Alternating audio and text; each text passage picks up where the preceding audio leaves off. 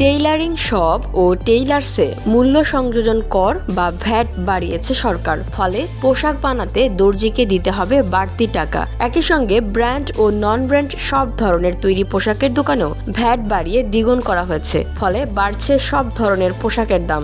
গতকাল বৃহস্পতিবার চলতি 2024-25 অর্থ বছরের মাঝপথে এসে শতাধিক পণ্য ও সেবার উপর মূল্য সংযোজন কর বা ভ্যাট এবং সম্পূরক শুল্ক বাড়িয়েছে সরকার। এসব পণ্যের মধ্যে পোশাকও রয়েছে।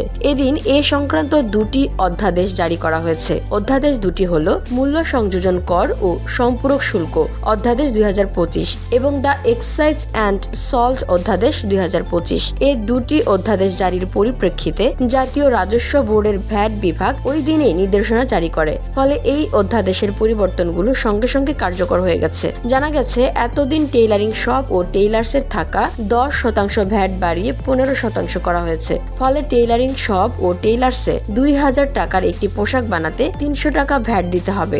এতদিন সেটি ছিল 200 টাকা। ফলে খরচ বেড়েছে 100 টাকা। অন্যদিকে ব্র্যান্ড ও নন ব্র্যান্ড সব ধরনের তৈরি পোশাকের দোকানেও ভ্যাট বাড়িয়ে দ্বিগুণ করা হয়েছে। আগে এসব দোকানে ভ্যাট ছিল 7%, এখন সেটি 15% করা হয়েছে। তার মানে পোশাক কেনা কিংবা বানানো উভয় ক্ষেত্রেই ভোক্তার খরচ বাড়ল। VOD Bangla news desk.